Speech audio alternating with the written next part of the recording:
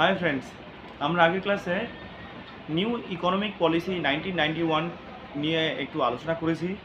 চলো এই ক্লাসেও আমরা সেই টপিককেও একটু টাচ করি, সঙ্গে আগের যে ইকোনমিক পলিসি ছিল তার সঙ্গে একটু তুলনাও করি। তো আমরা দেখলাম যে ফার্স্ট 5 ইয়ার্স প্ল্যানে লক্ষ্য করলাম যে এগ্রিকালচারকে অনেক বেশি এমফাসিস করা হয়। এগ্রিকালচার মানে কি, এগ্রিকালচারকে এমফাসিস করার সঙ্গে সঙ্গে বলবো এগ্রিকালচারাল ইনফ্রাস্ট্রাকচারকেও এমফাসিস করা হয়, মানে অনেক বেশি গুরুত্ব দেওয়া হয়। সেকেন্ড 5 ইয়ার্স প্ল্যানে আমরা লক্ষ্য করি যে র্যাপিড ইন্ডাস্ট্রিয়ালাইজেশনের কথা মাথায় চিন্তা ভাবনা করা হয়, সঙ্গে আবার হেভি ইন্ডাস্ট্রিজের কথাও পরিকল্পনার মধ্যে রাখা হয়। যে যতগুলো সেক্টর আছে তাকে দুভাগে ভাগ করা হয়, একটা হচ্ছে কনজিউমার গুডস সেক্টর আর একটা হচ্ছে ক্যাপিটাল গুডস সেক্টর।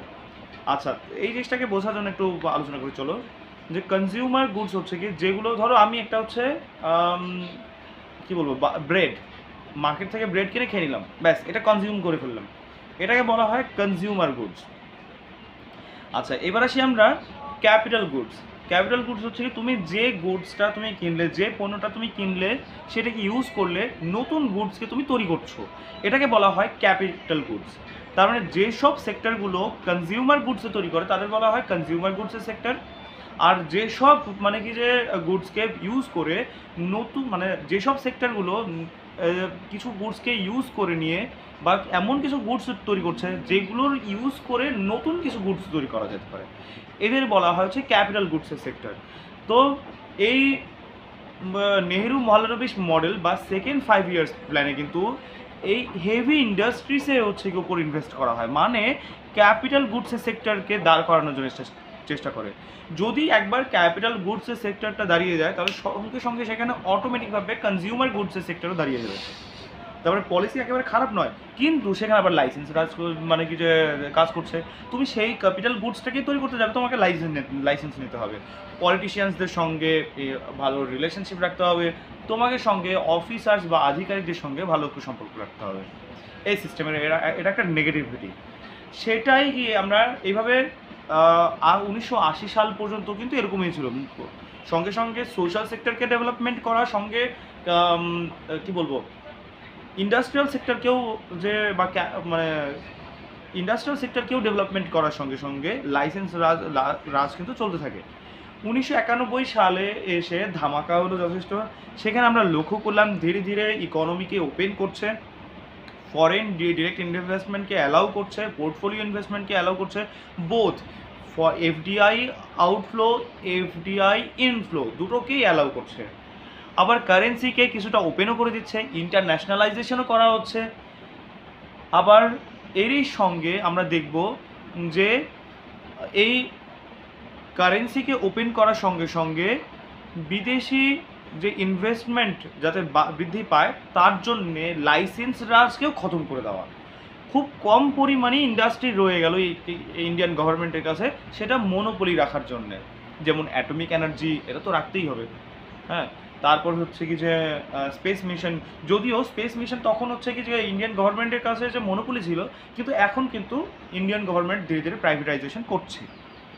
ঠিক আছে, তাহলে এই ছিল আমাদের 1991। আর আমরা মানে আসি কোথায়, আমরা আসি মানে প্রথমে আমরা পড়লাম ইন্ট্রোডাকশন, তারপর পড়লাম ইন্ডিয়াতে ইকোনমিক প্ল্যানিংয়ের ডেভেলপমেন্ট বা বিবর্তন, তারপর পড়লাম আমরা 1991-এর আগে ইকোনমিক পলিসি। এবার আমরা এন্টার করছি 1991-এর পরবর্তীতে ইকোনমিক পলিসিগুলো কেমন ছিল। তো এখানে আমরা মানে ইন্ট্রোডাকশন দিয়েই ফেললাম যে সেখানে লাইসেন্স রাজের মানে ইতি টানা শুরু হয়ে গেল, আবার সঙ্গে সঙ্গে মানে ফরেন গভর্নমেন্টকে, ফরেন ডিরেক্ট ইনভেস্টমেন্টকে ওপেন করলো, লিবারালাইজেশন করা হলো, প্রাইভেটাইজেশন করা হলো, গ্লোবালাইজেশন করা হলো। এবার আমরা মানে কি মিট করছি, চলো 8 নম্বর 5 ইয়ার্স প্ল্যান। সেখানে আমরা লক্ষ্য করলাম এই তিনটে মানে কি পলিসির মাধ্যমে ইকোনমিক ডেভেলপমেন্ট রেকর্ড হয়ে যায়। নাইন্থ ফাইন্যান্স 5 ইয়ার্সের প্ল্যানের মধ্যে আমরা লক্ষ্য করি যে সেই আগের পলিসিটাই রাখা হলো, লিবারালাইজেশন, গ্লোবালাইজেশন, প্রাইভেটাইজেশনই রাখা হলো, সঙ্গে কোয়ালিটি অফ লাইফের দিকে নজর দেওয়া, জেনারেশন অফ প্রোডাক্টিভ এমপ্লয়মেন্টের উপর নজর দেওয়া, সঙ্গে সেলফ রিলায়েন্সের উপর নজর দেওয়া, রুরাল ডেভেলপমেন্ট, সঙ্গে এগ্রিকালচারকে ডেভেলপমেন্ট করা। এই ছিল 9 নম্বর 5 ইয়ার্স প্ল্যানের মধ্যে। ইকোনমিক গ্রোথ দেখা যায় 5.35%, যখন কিনা তার মানে কি 1997 থেকে 2002 এই সময় কার্গিল ওয়ার হয়, ইকোনমিক ডেভেলপমেন্ট সেই পরিমাণ হয়নি। 10 নম্বর 5 ইয়ার্স প্ল্যানের মধ্যে আমরা লক্ষ্য করব যে সেখানে সোশ্যাল ইনফ্রাস্ট্রাকচার ডেভেলপমেন্টে গুরুত্ব বেশি দেওয়া হচ্ছে, সোশ্যাল প্রজেক্ট বেশি করা হচ্ছে, ঠিক আছে। সেখানে আমরা লক্ষ্য করব যে 5% পভার্টি রেশিও 5 মানে কী বলে মানে মোট কথা পভার্টিকে নজর দেওয়া, পভার্টি কমিয়ে আনা হয়। তারপর জেন্ডার গ্যাপকে কমানোর জন্য চেষ্টা করা হয়। তারপর মজুরির পরিমাণটাকে বাড়িয়ে দেওয়ার প্রচেষ্টা করা হয়। তারপর মানে কি ইনফ্যান্ট মর্টালিটি রেটকে কমানোর প্রচেষ্টা করা হয়। তারপর হচ্ছে ক্যাপিটাল আউটফ্লোটাকে কী বলবো, যেটা কিনা ড্রেন হচ্ছে, ক্যাপিটাল ড্রেন, আমি বলবো যে ক্যাপিটাল আউটফ্লো বলবো না, ক্যাপিটাল ড্রেন যে হচ্ছে সেটাকে কমানোর জন্য এই প্রচেষ্টাকে রাখা হয়, ঠিক আছে। সেটা কোথায়, যে 10 নম্বর 5 ইয়ার্স প্ল্যানে।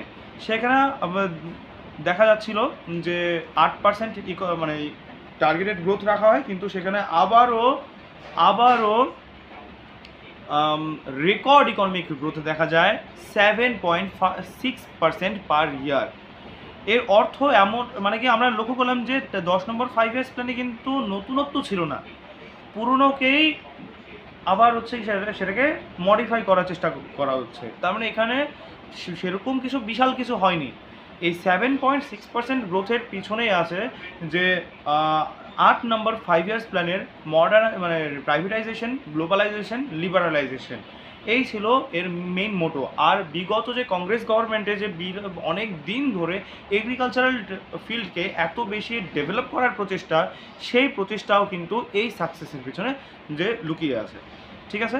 তো আমরা কি পড়লাম, 8 নম্বর 5 ইয়ার্স প্ল্যান পড়লাম 1992 থেকে 97, 9 নম্বর 5 ইয়ার্স পড়লাম 1997 থেকে 2002, 10 নম্বর 5 ইয়ার্স প্ল্যান পড়লাম 2002 থেকে 2007 পর্যন্ত। এবার পড়বো আমরা 11 নম্বর 5 ইয়ার্স প্ল্যান, কি বলবো, যে 2007 থেকে 2012 সাল পর্যন্ত। টার্গেটেড গ্রোথ রাখা হয় 9%। এবারও রেকর্ড সমস্ত 5 ইয়ার্স প্ল্যানের গ্রোথের তুলনায় এবারও কিন্তু গ্রোথ রেট আসে রেকর্ড পরিমাণ, সেটা 8% ইকোনমিক গ্রোথ দেখতে পাই আমরা, ঠিক আছে। তো এখানেও সেরকম কিছু নতুনত্ব সেরকম কিছু ছিল না, পুরনো প্ল্যানগুলোকেই নতুন করে মডিফাই করা হয়েছিল।